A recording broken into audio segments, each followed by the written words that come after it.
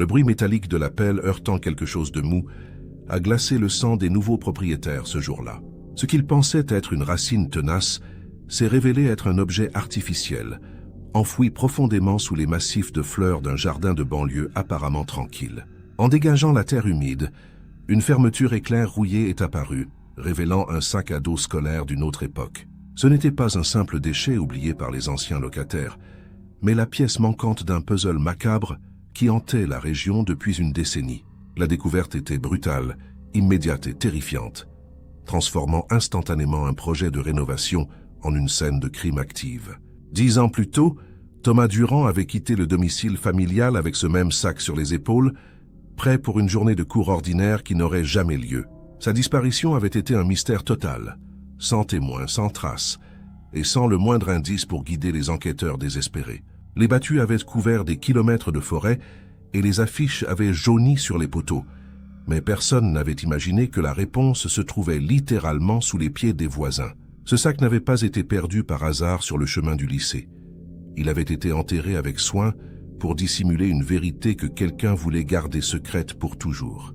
L'exhumation de cet indice bouleversant a fait voler en éclats la théorie de la fugue ou de l'accident qui avait permis de classer l'affaire.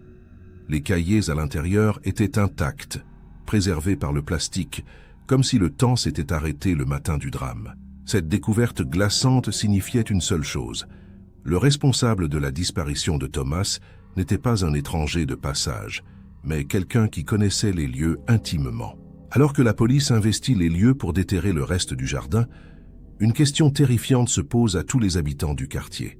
Le meurtrier vit-il toujours parmi eux, observant en silence? Avant de poursuivre, dites-moi en commentaire depuis quelle ville vous nous écoutez et l'heure qu'il est. Montrons à l'algorithme que notre communauté est active partout dans le monde. Pensez aussi à vous abonner pour nous aider à atteindre l'objectif des 5000 inscrits. C'est un clic pour vous, mais un immense soutien pour la chaîne. Maintenant, retour à l'enquête. Thomas Durand était le genre d'adolescent que l'on croise sans vraiment le remarquer. Un élève studieux et discret qui aimait la musique et les jeux vidéo. Vivant dans une petite ville tranquille où tout le monde se connaît, il n'avait pas d'ennemis connus ni de raison apparente de vouloir fuir sa vie confortable. Ce matin de novembre semblait être une copie conforme de tous les autres matins de sa vie, rythmé par le bruit du grille-pain et les informations à la radio. Rien ne laissait présager que ce petit déjeuner serait le dernier qu'il partagerait avec sa famille avant de s'évaporer. Le trajet vers le lycée ne prenait qu'une quinzaine de minutes à pied, un chemin qu'il avait emprunté des centaines de fois sans le moindre incident. Il passait toujours par les mêmes rues bordées de pavillons, saluant parfois les voisins matinaux qui sortaient leurs poubelles ou promenaient leurs chiens. Ce jour-là, plusieurs témoins affirmeront plus tard l'avoir aperçu marchant d'un pas tranquille, son sac sur le dos, l'air tout à fait normal. Pourtant, quelque part entre l'intersection de la rue des Lilas et le portail de l'établissement scolaire, Thomas a cessé d'exister pour le monde. L'alerte n'a pas été donnée immédiatement, car l'absence d'un élève en cours peut avoir 1000 explications anodines avant d'envisager le pire scénario. Ce n'est qu'en fin de journée, lorsque Thomas n'est pas rentré à l'heure habituelle pour le goûter, que l'inquiétude maternelle s'est transformée en une panique viscérale. Les appels vers son téléphone portable tombaient inlassablement sur la messagerie et ses amis proches assuraient ne pas l'avoir vu de la journée. Lorsque la police a finalement été contactée, la nuit était déjà tombée sur la ville, compliquant les premières recherches. Les jours suivants ont vu la mise en place d'un dispositif de recherche impressionnant, mobilisant des volontaires et des forces de l'ordre pour peigner chaque recoin de la commune. Des affiches avec le visage souriant de Thomas ont recouvert les vitrines des commerces et les poteaux électriques. Mais les pistes se sont éteintes les unes après les autres. Aucune demande de rançon n'a jamais été reçue et aucun mouvement bancaire n'a été détecté sur son compte jeune. L'affaire est progressivement devenue un dossier froid, une plaie ouverte pour une famille qui attendait une réponse. Les premières heures suivant le signalement de la disparition ont été marquées par une confusion chaotique typique de ce genre d'affaires. La police locale, habituée à traiter des tapages nocturnes ou des petits larcins, ne disposait pas immédiatement des réflexes nécessaires pour une disparition inquiétante de mineurs. L'officier de garde a d'abord suggéré aux parents que Thomas avait peut-être simplement décidé de faire l'école buissonnière ou de passer la soirée chez une petite amie sans prévenir. Cette hypothèse bien que statistiquement probable dans la majorité des cas, sonnait terriblement faux aux oreilles de Madame Durand, qui connaissait la rigueur et la ponctualité de son fils mieux que quiconque. Il a fallu attendre le lendemain matin pour que la machine judiciaire se mette véritablement en branle, perdant ainsi des heures précieuses durant la nuit critique. Les enquêteurs ont débarqué au lycée dès la première heure, interrogeant les professeurs et les camarades de classe dans l'espoir de trouver une piste, un secret ou une intention de fugue. L'emploi du temps de Thomas a été disséqué minute par minute, mais chaque témoignage ne faisait que confirmer l'image d'un garçon sans histoire. Personne ne l'avait vu arriver devant le portail et son casier était resté fermé, prouvant qu'il n'avait jamais atteint l'enceinte de l'établissement ce matin-là. La reconstitution du trajet a rapidement permis de déterminer une zone critique de quelques centaines de mètres où la trace de l'adolescent se perdait. Les chiens de la brigade cynophile ont marqué un arrêt net à un carrefour résidentiel, incapable de suivre l'odeur au-delà, suggérant qu'il était peut-être monté dans un véhicule à cet endroit précis. Cette déduction a ouvert la porte aux scénarios les plus sombres, un enlèvement opportuniste par un prédateur de passage, ou pire encore, par une connaissance en qui Thomas avait confiance. Les enquêteurs ont alors commencé à frapper à toutes les portes du quartier pour recueillir le moindre indice visuel. Les jours se sont transformés en semaines, et l'angoisse de la famille Durand s'est muée en une douleur sourde et permanente, alimentée par l'absence de nouvelles. Des avis de recherche ont été placardés dans toute la région, et le visage de Thomas est devenu familier aux habitants, qui scrutaient chaque adolescent dans la rue avec espoir. La télévision régionale a diffusé des appels à témoins poignants, où les parents, les yeux cernés et la voix tremblante, imploraient quiconque savait quelque chose de parler. Malgré cette mobilisation médiatique, le téléphone de la gendarmerie restait désespérément muet, ou ne sonnait que pour relayer des pistes fantaisistes de voyants et de mythomanes.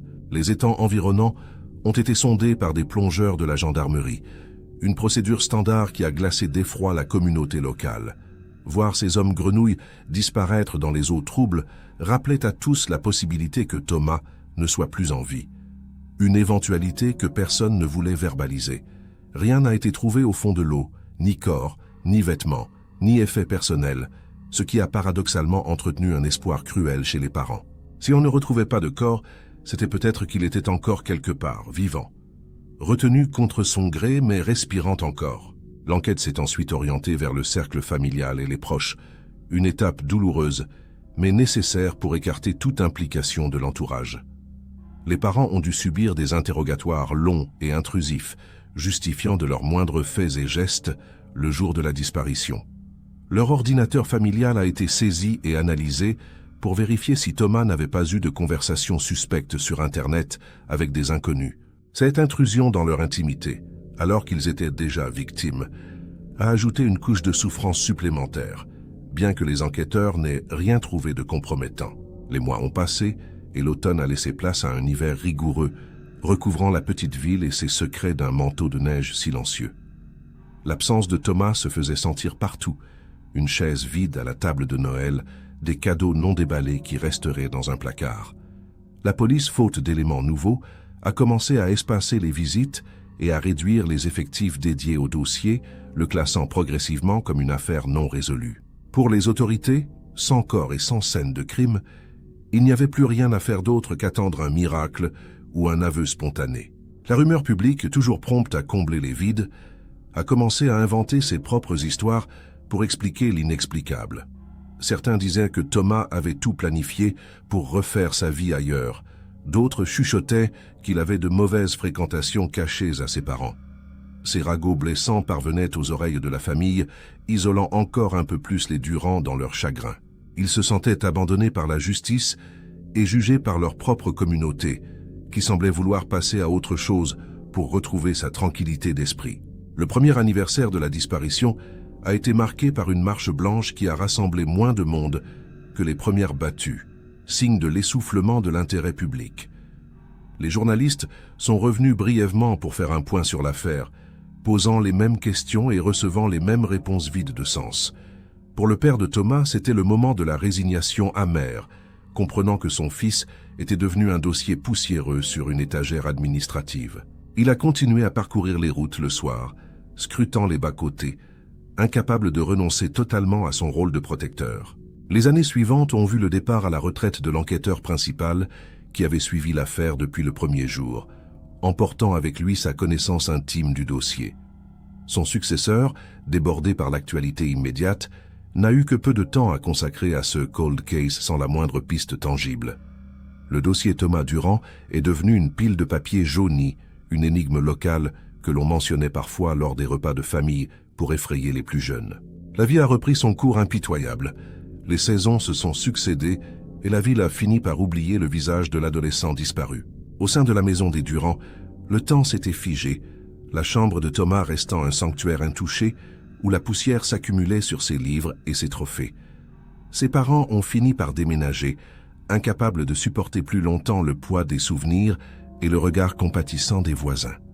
Ils ont vendu la maison espérant trouver un peu de paix loin de ces murs qui résonnaient de l'absence de leur fils. C'était une fuite en avant, une tentative de survie psychologique pour ne pas sombrer définitivement dans la dépression qui les guettait. Cependant, même loin, ils gardaient le même numéro de téléphone portable, celui que Thomas connaissait par cœur au cas où il appellerait un jour. C'était le dernier lien ténu, le dernier fil d'espoir auquel ils se raccrochaient désespérément contre toute logique rationnelle.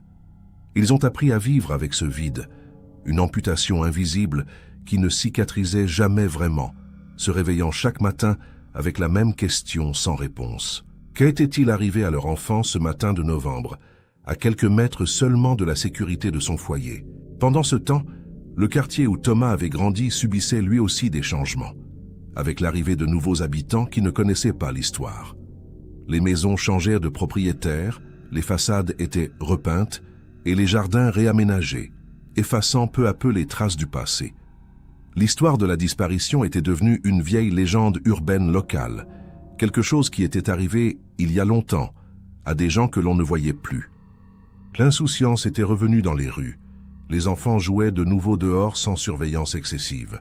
Personne ne se doutait que la clé du mystère n'avait jamais quitté le quartier, qu'elle attendait patiemment sous quelques mètres de terre. Le secret était là, dormant sous les pieds des passants, caché par la végétation et l'oubli collectif.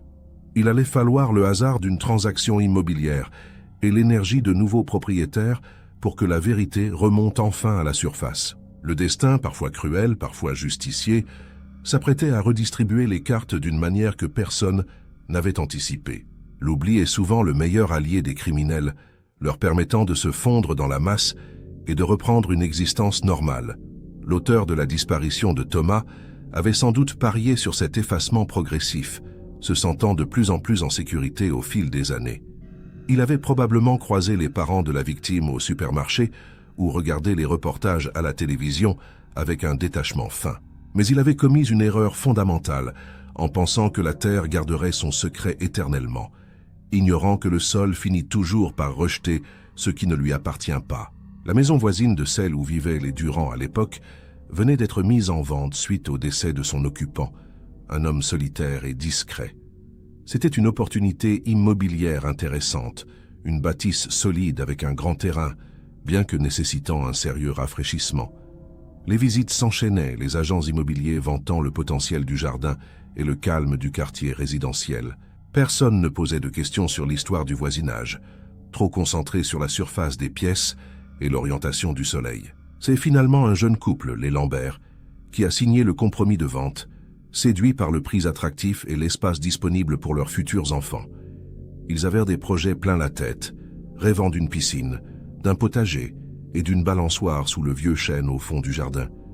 Ils ignoraient tout de Thomas Durand et du drame qui s'était joué dans ces rues une décennie plus tôt. Pour eux, c'était le début d'une nouvelle vie, une page blanche à écrire dans une maison qui semblait paisible et accueillante. Leur arrivée a apporté une nouvelle dynamique dans la rue, avec les camions de déménagement et les bruits de travaux le week-end. Les voisins les plus anciens les regardaient avec bienveillance, heureux de voir de la vie revenir dans cette maison restée longtemps close et sombre. Les Lambert s'intégraient bien, invitant les gens pour l'apéritif, parlant de leur projet d'aménagement extérieur avec enthousiasme. Ils ne savaient pas encore que leur projet de jardinage allait déclencher un séisme judiciaire et médiatique. Le jour où ils ont décidé de s'attaquer au massif de fleurs envahi par les ronces au fond du jardin, marquait le début de la fin du mystère. Ils avaient loué une petite pelle mécanique pour retourner la terre en profondeur, voulant assainir le sol avant de planter leurs propres arbustes. Le soleil brillait, la radio jouait en fond sonore et l'ambiance était à l'optimisme et à la construction. Rien dans l'atmosphère ne laissait présager l'horreur qui allait surgir de la terre glaise quelques minutes plus tard. Le premier coup de godet dans la terre meuble a été le geste anodin qui a brisé 10 ans de silence et de mensonges. En creusant là où personne n'avait jamais pensé à chercher, les Lambert allèrent devenir les acteurs involontaires d'une résolution tragique. L'histoire de Thomas Durand n'était pas terminée, elle était simplement en suspens, attendant que la lumière soit faite sur les ténèbres enfouies. Et cette lumière allait être aveuglante, brutale et dévastatrice pour tous ceux qui pensaient avoir tourné la page. L'emménagement de la famille Lambert dans leur nouvelle propriété s'était déroulé sous les meilleurs auspices, marqué par l'excitation typique des nouveaux départs. La maison, bien qu'un peu vieillotte, possédait un charme indéniable avec ses volets en bois et son lierre grimpant sur la façade principale. Pierre et Sophie Lambert avaient immédiatement vu le potentiel de cet endroit pour élever leurs 2 jeunes enfants, loin du tumulte du centre-ville. Ils avaient passé les premières semaines à détapisser les murs et à poncer les parquets, s'appropriant l'espace intérieur pièce par pièce.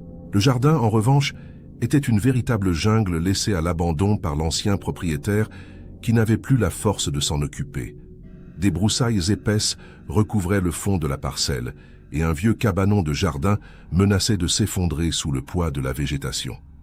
Pour Sophie, passionnée de botanique, remettre cet espace vert en état était la priorité absolue avant l'arrivée du printemps. Elle avait dessiné des plans précis, imaginant un espace détente avec une terrasse en bois et des massifs de fleurs colorées pour égayer la vue depuis le salon. Le week-end prévu pour le grand nettoyage du jardin est arrivé avec une météo clémente, idéale pour travailler la terre sans trop souffrir de la chaleur. Pierre avait loué du matériel professionnel, dont une petite pelleteuse, pour déraciner les souches mortes et niveler le terrain qui était étrangement bosselé par endroits.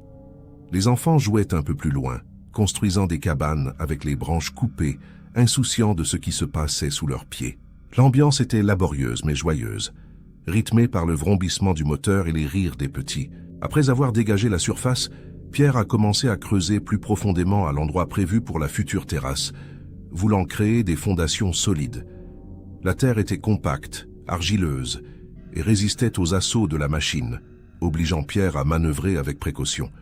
C'est lors d'une manœuvre pour extraire une grosse pierre que le godet de la pelleteuse a accroché quelque chose qui n'avait pas la consistance minérale attendue. Il a senti une résistance élastique, suivie d'un bruit de déchirement étouffé, ce qui l'a incité à stopper immédiatement le moteur pour vérifier. Descendant de son engin, il s'est approché du trou béant, pensant avoir arraché une vieille bâche ou un sac poubelle enterré là par négligence. En grattant la terre avec ses gants, il a dégagé un morceau de tissu synthétique bleu marine, sale et humide, mais encore reconnaissable. En tirant dessus, l'objet a résisté, comme s'il était retenu par le poids de la terre ou accroché à quelque chose de plus lourd en dessous. Sophie l'a rejoint, intriguée par son arrêt soudain. Et ensemble, ils ont continué à dégager l'objet mystérieux avec des pelles à main. Au fur et à mesure que la forme se précisait, un malaise indescriptible s'installait entre eux, remplaçant l'excitation du jardinage par une appréhension sourde. Ce n'était pas un déchet ordinaire, c'était un sac à dos, de type scolaire, de la marque populaire chez les adolescents il y a une dizaine d'années. Il était fermé, gonflé par son contenu, et semblait avoir été positionné là délibérément, pas simplement jeté dans un trou. Pierre a finalement réussi à l'extraire de sa prison de terre, le posant délicatement sur l'herbe, comme s'il s'agissait d'une relique fragile. La fermeture éclair, corrodée par les années passées sous terre, a refusé de bouger au début, nécessitant l'utilisation d'une pince pour forcer le mécanisme. Lorsque le sac s'est enfin ouvert, une odeur de moisi et de papier vieux s'en est échappée, prenant les Lambert à la gorge. À l'intérieur, protégé par des pochettes plastiques, se trouvaient des cahiers d'école, une trousse et un carnet de correspondance. Sophie, les mains tremblantes, a saisi le carnet et l'a ouvert à la première page, cherchant une identité pour comprendre cette découverte macabre. Le nom inscrit à l'encre bleue d'une écriture adolescente soignée leur a sauté au visage, Thomas Durand. Ce nom ne leur disait rien sur l'instant, étant nouveau dans la région et ignorant du passé tragique de la ville. Cependant, La date inscrite sur les derniers devoirs notés remontait à 10 ans en arrière, figeant le temps à une époque révolue. Ils ont rapidement compris qu'ils ne tenaient pas là un simple objet perdu, mais le témoignage d'une vie interrompue, cachée sciemment au fond de leur jardin. Une recherche rapide sur Internet via leur smartphone, tapant le nom de l'élève, a suffi pour faire basculer leur réalité dans l'horreur. Les articles de presse de l'époque, les avis de recherche, les photos du jeune Thomas souriant sont apparus sur l'écran, racontant l'histoire de la disparition non élucidée. Pierre et Sophie se sont regardés, pâles, réalisant qu'ils venaient de déterrer la pièce centrale d'une énigme criminelle majeure. Le jardin ensoleillé leur a soudain paru sinistre, chaque recoin d'ombre devenant suspect, comme si le terrain était maudit. L'appel à la gendarmerie a été passé d'une voix blanche, Pierre expliquant la situation avec des mots hachés, insistant sur l'urgence. L'opérateur au bout du fil, d'abord sceptique, a changé de ton dès que le nom de Thomas Durand a été prononcé, comprenant la gravité de l'appel. On leur a ordonné de ne plus rien toucher, de s'éloigner de la zone de fouille et d'attendre l'arrivée des patrouilles. Les minutes qui ont suivi ont semblé durer des heures, les Lambert restant assis sur leur terrasse, fixant le sac bleu comme s'il allait bouger. L'arrivée des forces de l'ordre a brisé le calme du quartier résidentiel, les sirènes hurlantes rappelant aux anciens voisins les heures sombres de l'enquête initiale. 2 voitures de gendarmerie ont bloqué la rue et les officiers ont rapidement établi un périmètre de sécurité autour de la maison des Lambert. Les voisins, alertés par le bruit, sont sortis sur leurs pas de porte, chuchotant et observant la scène avec un mélange de curiosité et d'inquiétude. La rumeur a commencé à courir comme une traînée de poudre. On avait retrouvé quelque chose chez l'ancien père Vasseur. Les techniciens en identification criminelle sont arrivés peu après, vêtus de leurs combinaisons blanches intégrales, transformant le jardin en scène de crime de série télévisée. Ils ont photographié le sac sous tous les angles, effectué des prélèvements de sol autour du trou et quadrillé la zone avec minutie. Chaque geste était calculé pour ne pas compromettre d'éventuelles traces d'ADN ou d'empreintes digitales qui auraient pu survivre miraculeusement. Pour les Lambert, relégués dans leur salon, le spectacle était surréaliste, voyant leur intimité envahie par cette armée blanche. Le procureur de la République s'est déplacé en personne, conscient de l'impact médiatique qu'allait avoir cette découverte sur la région. Il a ordonné que les fouilles soient étendues à l'ensemble du jardin, craignant que le sac ne soit pas le seul élément enterré là. Une équipe de fouilles spécialisée a été dépêchée avec des radars de sol pour sonder les entrailles de la terre à la recherche d'anomalies. L'angoisse était palpable. Si le sac de Thomas était là, où était Thomas? La question hantait tous les esprits présents sur place. Pendant ce temps, une équipe d'officiers a reçu la lourde tâche d'aller informer les parents de Thomas, qui vivaient désormais à une 50aine de kilomètres de là. C'était le genre de mission que redoutent tous les policiers, rouvrir une plaie à peine cicatrisée et annoncer une nouvelle qui n'est ni une certitude de vie, ni une confirmation de mort. Lorsque la voiture de police s'est garée devant la nouvelle maison des Durand, la mère de Thomas a su instinctivement que le passé venait de les rattraper. Elle s'est effondrée avant même qu'ils n'aient pu prononcer un mot.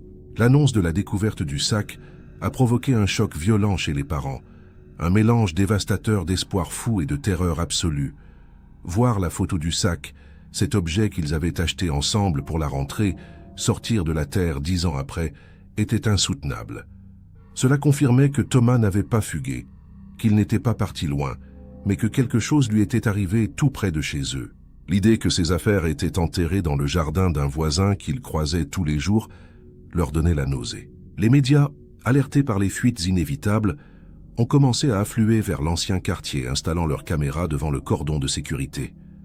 Les flashs spéciaux ont interrompu les programmes pour annoncer le rebondissement spectaculaire de l'affaire Durand. La petite ville, qui avait tout fait pour oublier, se retrouvait à nouveau sous les projecteurs nationaux, accusée d'avoir abrité un secret monstrueux. Les langues commençaient à se délier, chacun y allant de son commentaire sur l'ancien propriétaire de la maison, ce monsieur Vasseur si discret. Les enquêteurs ont commencé à s'intéresser de très près à l'historique de la maison des Lambert, cherchant à savoir qui l'occupait exactement au moment de la disparition. Les registres cadastraux et les témoignages du voisinage ont confirmé que la maison appartenait à Jacques Vasseur, un homme seul, décédé 2 ans auparavant. Ce nom qui n'était apparu que brièvement dans le dossier initial comme simple voisin sans histoire, prenait soudain une toute autre dimension. Pourquoi le sac de Thomas serait-il enterré chez lui s'il n'avait rien à voir avec l'affaire? La nuit est tombée sur le chantier de fouilles, mais les projecteurs puissants ont permis aux équipes de continuer leur travail macabre. Le jardin des Lambert était devenu un immense trou béant, la terre retournée livrant peu à peu ses secrets sous le regard horrifié des propriétaires dépossédés. Ils savaient qu'ils ne pourraient plus jamais regarder leur jardin de la même façon, que l'innocence de leur projet familial était souillée à jamais. Ils étaient devenus les gardiens d'un cimetière de preuves, les témoins d'une vérité qui aurait dû rester cachée. Au petit matin, alors que la brume se levait à peine, un des fouilleurs a signalé une nouvelle découverte au fond de la parcelle, près des racines du vieux chêne.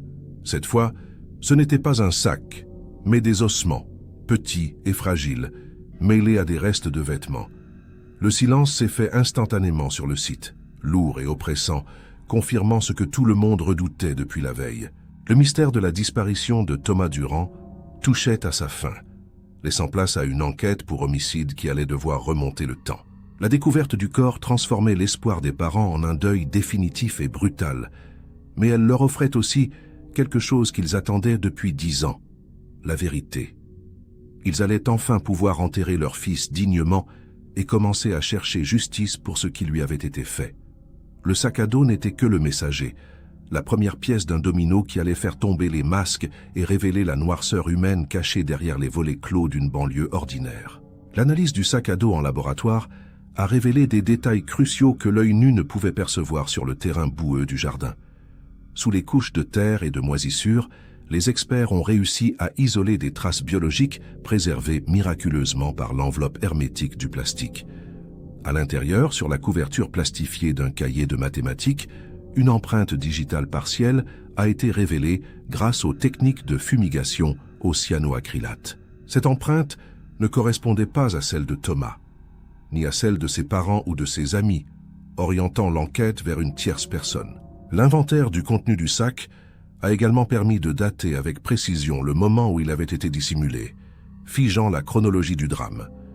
Un ticket de caisse retrouvé au fond d'une poche latérale, pour l'achat d'une canette de soda et d'une barre chocolatée, portait la date et l'heure du matin de la disparition.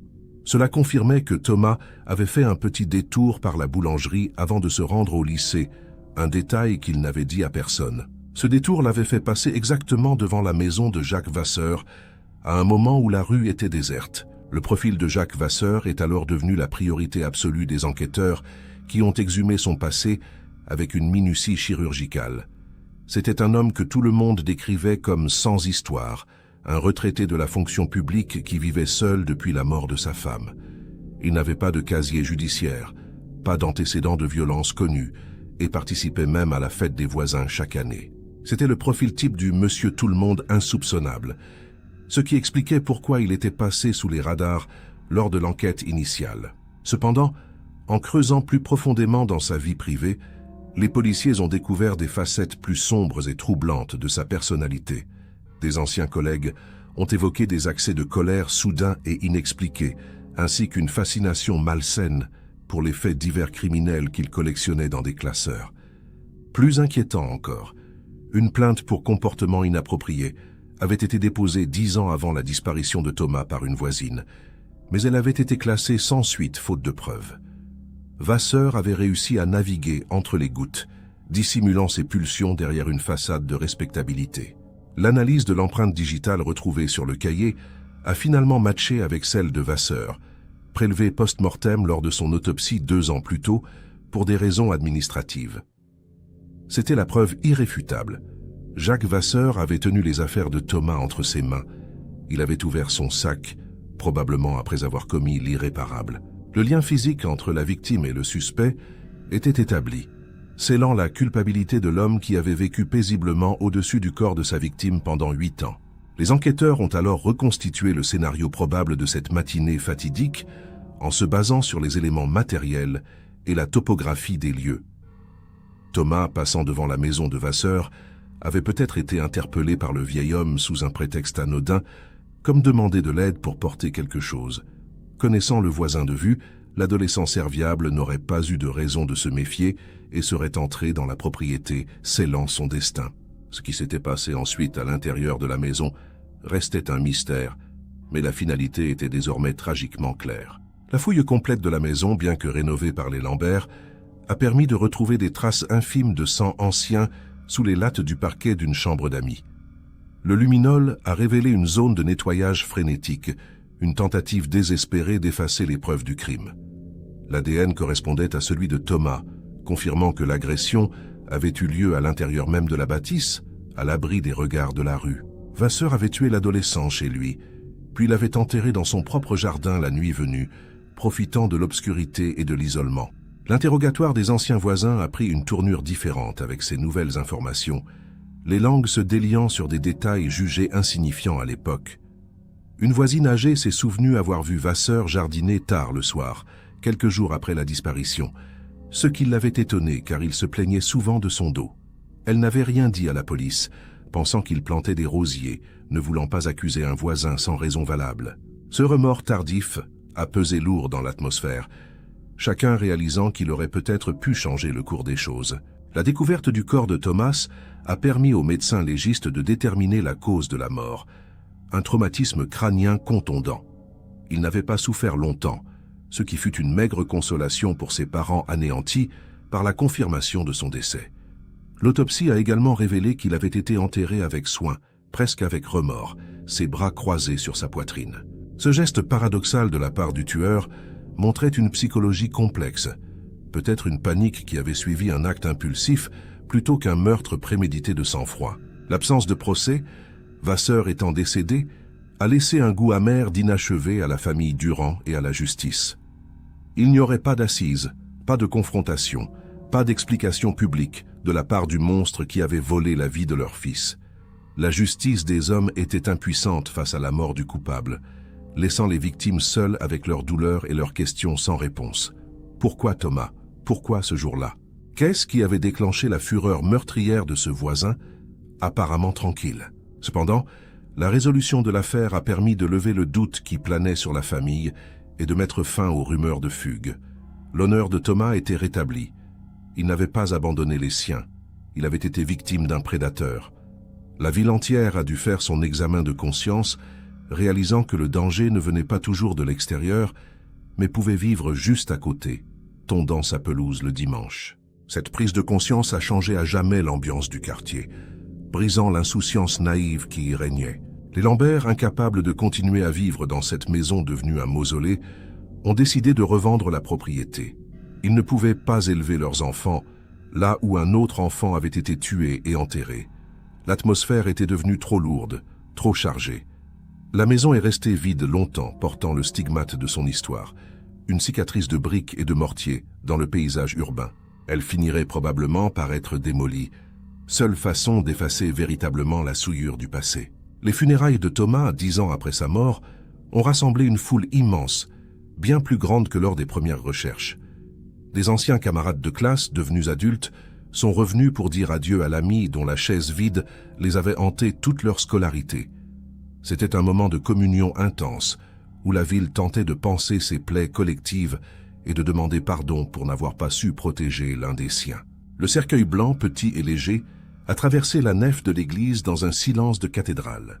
L'affaire Durand est devenue un cas d'école pour la police, illustrant l'importance de ne jamais négliger les pistes de proximité, même les plus improbables. Elle a conduit à une révision des protocoles d'enquête lors des disparitions de mineurs, insistant sur la vérification systématique du voisinage immédiat et des passés judiciaires. Le sacrifice involontaire de Thomas a peut-être permis de sauver d'autres vies par la suite, en rendant les enquêteurs plus méfiants, plus incisifs dès les premières heures. Pour les parents de Thomas, la découverte de la vérité a marqué le début d'un nouveau chapitre de leur deuil, celui de l'acceptation. Ils ne vivaient plus dans l'attente torturante d'un retour impossible, mais dans la certitude douloureuse de la perte. Ils ont créé une association au nom de leur fils pour aider les familles de disparus, transformant leur tragédie en combat pour les autres.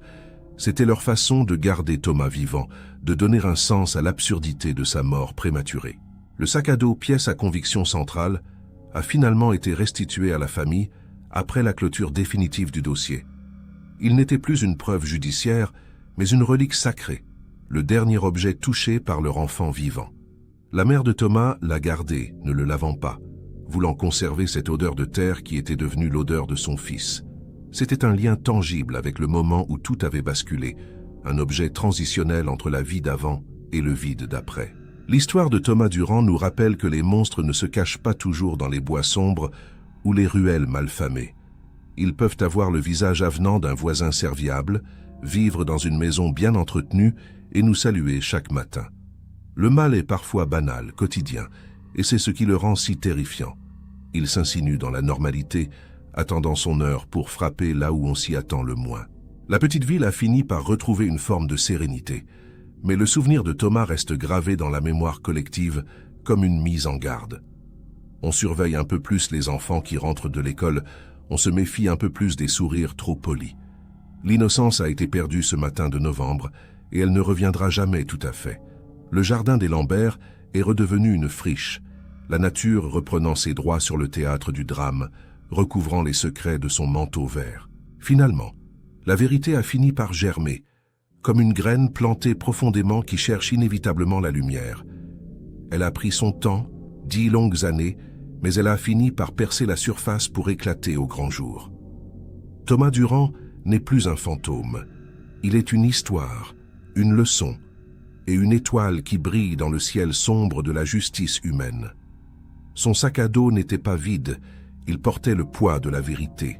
Souhaitez-vous que je poursuive avec les chapitres 4, 5 et la conclusion? Note. Comme l'histoire semble résolue au chapitre 3, je peux adapter les chapitres 4 et 5 pour explorer le procès posthume, l'impact psychologique ou une révélation supplémentaire, ou conclure ici si vous préférez. Même si le coupable principal, Jacques Vasseur, n'était plus de ce monde pour répondre de ses actes, la machine judiciaire ne s'est pas arrêtée pour autant. Le procureur, soucieux de fournir des réponses complètes à la famille et à l'opinion publique, a ordonné une enquête post-mortem approfondie sur la vie du tueur. Il ne s'agissait plus de savoir qui, mais de comprendre pourquoi et surtout depuis quand. Les profileurs de la gendarmerie ont investi la maison désormais vide, cherchant à décrypter la psychologie de cet homme qui avait réussi à duper tout son entourage pendant des décennies.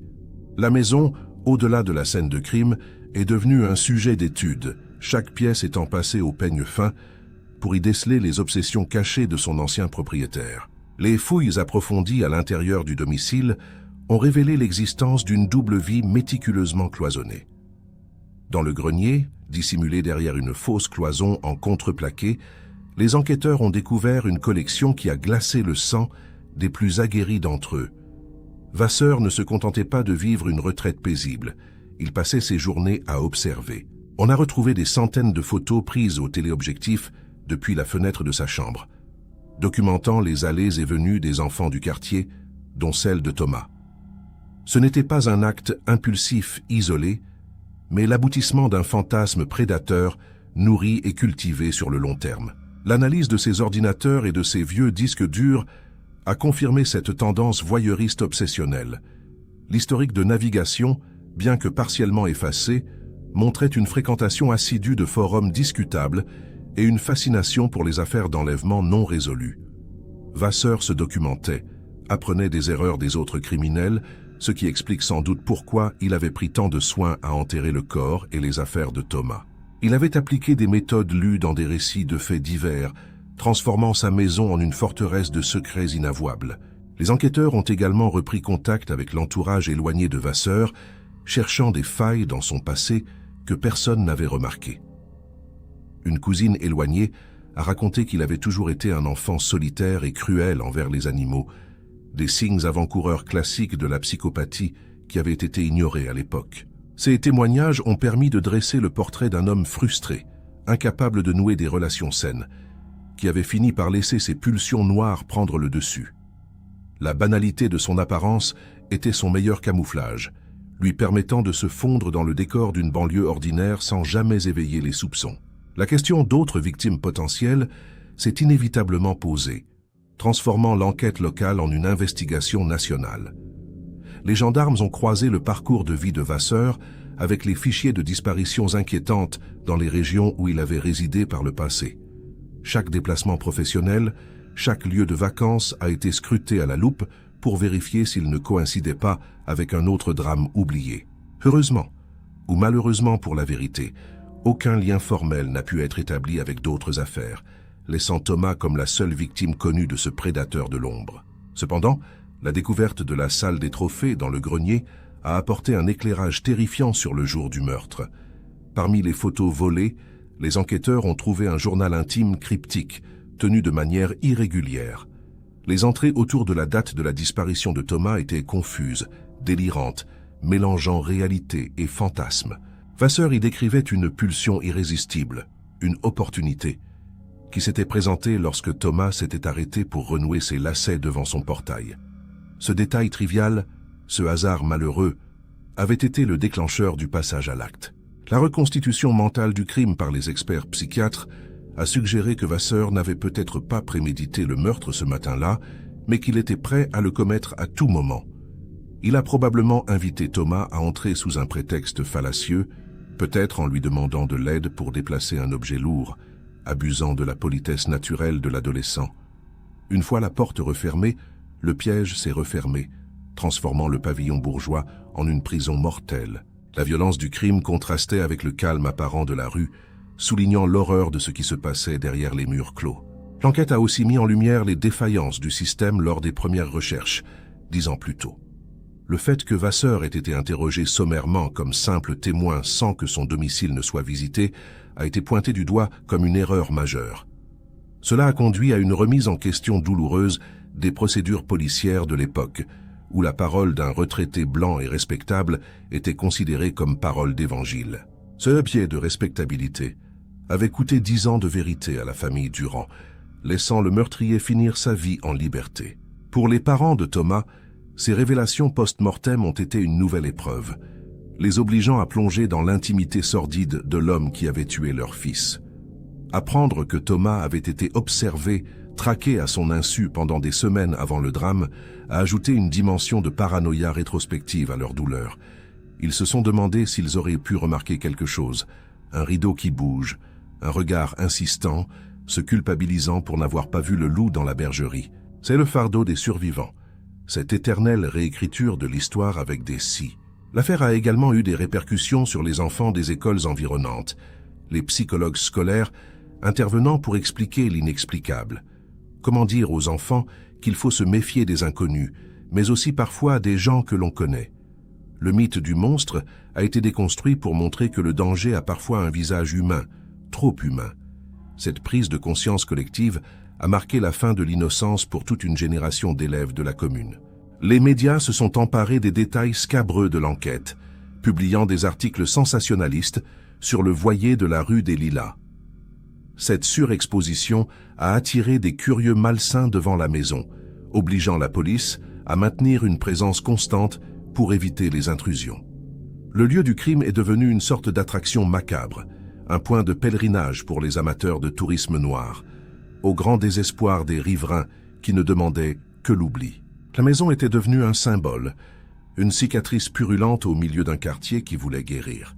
Les experts ont finalement conclu que Vasseur était un tueur d'opportunités avec un profil désorganisé, ce qui expliquait paradoxalement pourquoi il n'avait pas été pris plus tôt. Il n'avait pas de mode opératoire sophistiqué, pas de plan d'évasion complexe. Il avait simplement eu une chance incroyable. Le fait qu'il ait enterré le corps chez lui, plutôt que de le transporter ailleurs, montrait son amateurisme et sa panique, mais c'est aussi ce qui l'avait protégé. Personne n'imagine un corps sous les pieds du jardinier.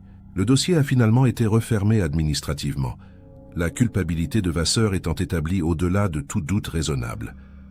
Mais pour les enquêteurs impliqués, cette affaire resterait comme une leçon d'humilité.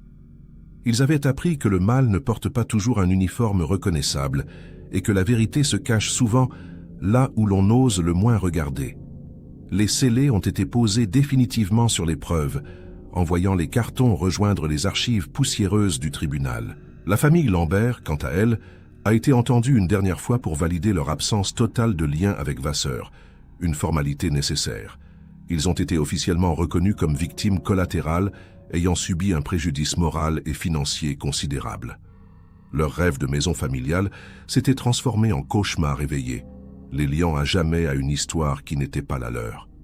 Ils étaient ceux qui avaient trouvé Thomas, une étiquette lourde à porter dans une petite ville. Au final, Le chapitre de l'investigation criminelle s'est clos sur un constat amer. La justice parfaite n'existe pas. Vasseur était mort dans son lit, sans jamais avoir été confronté à ses actes, emportant une partie de ses secrets dans la tombe. La société devait se contenter de la vérité factuelle, à défaut d'une condamnation pénale. C'était une victoire en demi-teinte, mais une victoire tout de même sur l'oubli et le mensonge qui avaient régné pendant une décennie. Une fois les rubalises de la police retirées et les caméras de télévision parties vers d'autres drames, il a fallu gérer l'après, le plus difficile. Que faire de la maison de l'horreur? La propriété, désormais connue de tous comme le tombeau de Thomas, était devenue invendable. Personne ne voulait habiter là où un enfant avait été assassiné et enterré. Et les Lambert se retrouvaient propriétaires d'un bien maudit, prisonniers d'un crédit immobilier pour une maison qu'ils ne pouvaient plus habiter. La situation était devenue une impasse juridique et financière, ajoutant du malheur au malheur. Face à cette situation exceptionnelle, une solidarité inattendue s'est mise en place. La municipalité, poussée par une pétition des habitants du quartier, a entamé des négociations pour racheter le terrain. L'idée n'était pas de revendre la maison, mais de l'effacer du paysage. Il y avait un consensus tacite sur le fait que cette bâtisse ne devait plus exister, qu'elle était trop chargée d'histoires négatives pour abriter une nouvelle famille. C'était une décision radicale, symbolique, pour exorciser le mal qui s'était incrusté dans les murs. Les procédures d'expropriation et de rachat ont pris du temps. Bureaucratie oblige, laissant la maison à l'abandon pendant encore une année. Durant cette période, la nature a repris ses droits de manière spectaculaire, les ronces envahissant le portail et le lierre obscurcissant les fenêtres, donnant à l'endroit une allure de maison hantée digne d'un film. Les volets claquaient au vent, rappelant lugubrement aux passants que le temps s'était arrêté ici. Les enfants traversèrent la rue pour ne pas passer devant et les oiseaux semblaient éviter de se poser sur le toit. Le jour de la démolition a été vécu comme une cérémonie de purification par tout le quartier. Une grosse pelle mécanique, bien plus imposante que celle louée par les Lambert, est arrivée pour mettre à bas les murs de briques. Les parents de Thomas étaient présents, se tenant la main, le visage grave mais sec. Voir les murs tomber, voir la chambre de Vasseur s'effondrer dans un nuage de poussière, a été pour eux un moment d'une violence nécessaire. C'était la destruction physique du lieu de souffrance de leur fils, une étape cruciale pour pouvoir enfin respirer à nouveau. En quelques heures, la maison de Jacques Vasseur n'était plus qu'un tas de gravats, une montagne de débris que les camions ont emmenés loin de la ville. Il ne restait plus qu'un terrain vague, une cicatrice de terre brune au milieu des pavillons soignés. Le vide laissé était saisissant, changeant la perspective de la rue, laissant entrer la lumière là où il y avait de l'ombre. Pour les voisins, c'était comme si on avait arraché une dent gâtée, douloureux sur le moment, mais soulageant à long terme. À la place de la maison maudite, la ville a décidé de ne rien reconstruire en béton. Le terrain a été transformé en un petit parc commémoratif, un jardin du souvenir sobre et paisible. On y a planté des arbres, installé quelques bancs et aménagé des allées fleuries. Pas de jeux pour enfants, pas de bruit strident, juste un lieu de calme pour se recueillir ou lire un livre. C'était une manière de redonner ce morceau de terre à la vie, de le nettoyer de son passé sanglant par la beauté des plantes. Une petite plaque discrète a été apposée à l'entrée du jardin, portant le nom de Thomas Durand et ses dates de naissance et de mort, accompagnée d'une phrase simple « Pour ne jamais oublier ». Ce n'était pas un monument aux morts imposants, mais un rappel humble que la vie est fragile. Les parents de Thomas viennent parfois s'y asseoir, non plus pour pleurer, mais pour se souvenir des jours heureux. Ils ont fini par trouver une forme de paix dans ce lieu qui fut le théâtre de leur pire cauchemar, transformé en sanctuaire de mémoire. Les Lambert ont pu refaire leur vie ailleurs, indemnisés par la mairie, bien que marqués à jamais par cette expérience. Ils sont restés en contact avec les Durand, liés par ce destin étrange qui les avait réunis autour d'un sac à dos bleu. Ils s'envoient des cartes de vœux, preuve d'une humanité qui persiste malgré l'horreur. Sophie Lambert a même repris le jardinage, considérant que c'était sa façon de célébrer la vie, refusant de laisser la peur gagner sur sa passion. L'affaire a également laissé une trace indélébile dans la jurisprudence locale concernant les transactions immobilières. Désormais, les notaires de la région sont beaucoup plus scrupuleux sur l'historique des maisons, et la clause de suspicion est devenue une réalité dans les esprits. On ne vend plus seulement des murs, on vend une histoire, et les acheteurs sont devenus plus curieux, posant des questions que l'on n'osait pas poser avant. La transparence est devenue la norme, née de la tragédie. Au fil des années, le jardin Thomas s'est intégré dans la vie du quartier. Les jeunes couples viennent y discuter, les personnes âgées y font une pause lors de leur promenade. La tragédie s'est diluée dans le quotidien, devenant une partie de l'histoire de la ville, un chapitre sombre mais accepté.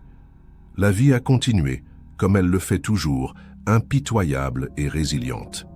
Les rires résonnent à nouveau dans la rue des Lilas, et c'est peut-être la plus belle victoire contre Jacques Vasseur. Cependant, chaque année à la date anniversaire, des fleurs fraîches apparaissent mystérieusement au pied de la plaque commémorative, déposée par des anonymes. Cela prouve que si la vie reprend ses droits, la communauté n'a pas oublié celui qui a payé le prix fort de l'indifférence. Thomas est devenu le fils de tout le quartier, l'enfant éternel qui veille sur les autres. Sa mémoire est vivante, non plus dans la douleur aiguë, mais dans une mélancolie douce. Pour les parents de Thomas, le combat continue sous d'autres formes. Ils interviennent dans les écoles pour parler de sécurité, sans effrayer, mais pour éveiller les consciences. Ils ont transformé leur perte en une force motrice, refusant le statut de victime passive. Ils savent que rien ne leur rendra leur fils, mais ils savent aussi qu'ils ont fait tout ce qui était humainement possible pour lui rendre sa dignité. Et dans le silence de leur cœur, ils espèrent qu'il repose enfin en paix. Le sac à dos, lui, est rangé dans une boîte au fond d'une armoire chez les Durand. Il ne sort plus, il a fini son voyage. Il a été le témoin, l'accusateur et finalement la preuve. Il reste là, objet inanimé qui a fait basculer des vies, symbole de la fragilité de notre existence. Un simple assemblage de tissus et de plastique qui a réussi là où des dizaines de policiers avaient échoué. Ramener Thomas à la maison. La fin de cette histoire n'est pas une fin heureuse, car il n'y a pas de bonheur possible dans la mort d'un enfant. Mais c'est une fin juste, une fin qui remet de l'ordre dans le chaos. La vérité a été déterrée, le mal a été nommé, et la mémoire a été honorée. C'est tout ce que l'on peut espérer face à l'absurdité du crime, que la lumière finisse par triompher, même si elle met 10 ans à percer les ténèbres. Dans la petite ville, quand le soleil se couche sur le jardin du souvenir, les ombres s'allongent mais ne font plus peur. On sait désormais ce qui s'y cache. Il n'y a plus de monstres sous la terre, juste des racines et le souvenir d'un garçon qui aimait la musique. La paix est revenue, fragile et précieuse, gardée par le silence des arbres qui ont remplacé les murs de la honte. L'histoire de la disparition de Thomas Durand et de la découverte tardive de son corps est un rappel brutal que nous ne connaissons jamais vraiment ceux qui nous entourent. Derrière les façades bien entretenues et les sourires de politesse de nos voisins se cachent parfois des abîmes que nous ne soupçonnons pas.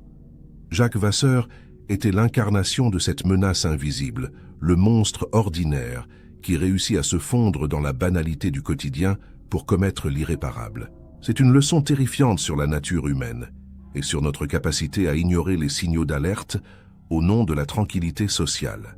Ce récit met également en lumière l'importance cruciale de la persévérance et le rôle parfois ironique du destin.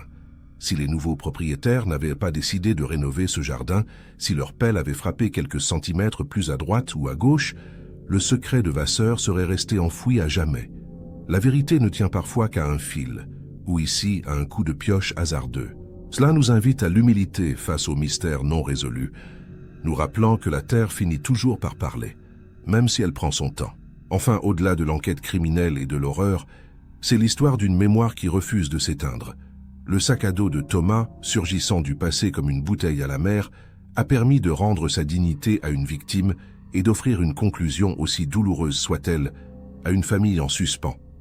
Aujourd'hui, le jardin qui a remplacé la maison du crime est un symbole de résilience, prouvant que même sur les lieux des pires tragédies, la vie et le souvenir peuvent refleurir. N'oublions jamais Thomas et restons vigilants, pour nous et pour les autres.